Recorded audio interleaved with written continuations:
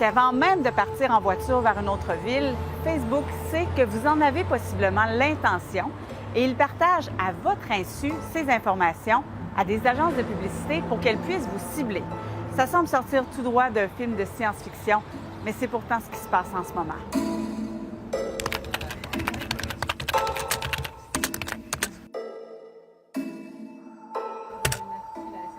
Tous les sujets que l'on regarde sur Internet laissent des traces. Ce sur quoi on clique, commente, aime, ceux qui sont nos amis, l'endroit où ils vivent, ce qu'on achète, mais aussi là où on va physiquement avec notre téléphone intelligent. Parce qu'il émet des ondes cellulaires, donc il permet de savoir, par exemple, quel est l'achalandage d'un endroit à une heure donnée. Toutes ces informations sont enregistrées légalement par des entreprises qui utilisent ces données pour créer des profils d'individus, des profils qui valent de l'or.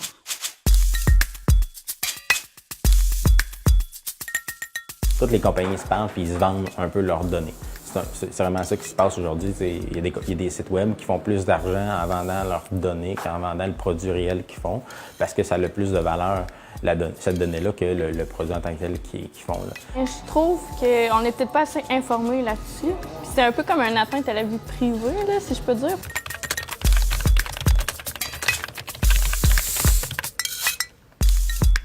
Parce qu'à cause de votre profil, on peut peut-être vous refuser de vous donner une certaine assurance.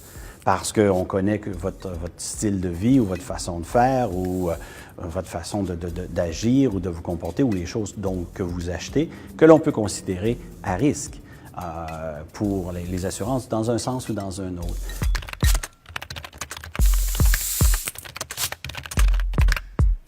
On peut cibler autant quelqu'un qui habite à Drummondville ou à Trois-Rivières ou quelqu'un qui habite ou quelqu'un qui a l'intention d'y aller aussi.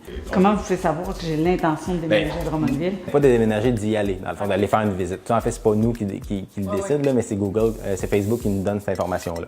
Les entreprises réussissent de plus en plus à démêler cette masse d'informations personnelles et à deviner nos intentions. Le but est de nous proposer des publicités étonnamment collées à nos intérêts, à nos habitudes. C'est ce qu'on appelle la publicité comportementale et il y en a de plus en plus. Ben oui, ça me préoccupe. Surtout, qu'est-ce qu'ils vont faire avec ça? Ben oui, ça me préoccupe. Mais on est tous impuissants devant ça. Je vais l'écouter, votre reportage. J'ai hâte de voir s'il y a quelqu'un qui va avoir la réponse quelque part. Et aux États-Unis, c'est encore plus important. Aux États-Unis, en fond, Facebook est associé avec les cartes de crédit. Fait qu'on peut vraiment savoir le rythme de vie de la personne. On peut savoir, on veut cibler des gens qui gagnent un revenu de 100 000 $ et plus, qui ont une maison, qui sont propriétaires d'une maison, etc. On peut aller jusque-là.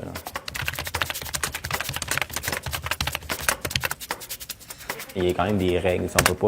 On peut pas cibler des gens par une condition physique, une maladie financière. On peut pas. Tu pourrais pas dire je veux cibler des gens qui sont dans la dette puis que leur affiche une publicité de syndic de faillite. C'est des choses qui sont quand même des limites quand même. Facebook vous permet de savoir pourquoi vous voyez une publicité, ce qui indique à quel groupe ciblé vous appartenez. Mais les descriptions demeurent par contre générales. Récemment, j'ai sursauté en voyant passer dans mon fil d'actualité Facebook une publicité pour des chandails qui portaient mon nom de famille. Je me suis sentie personnellement visée comme individu, ça m'a dérangée. J'ai posé des questions et ce qu'on me répond, c'est que c'est la limite en fait. On ne cible jamais des personnes, mais toujours des groupes.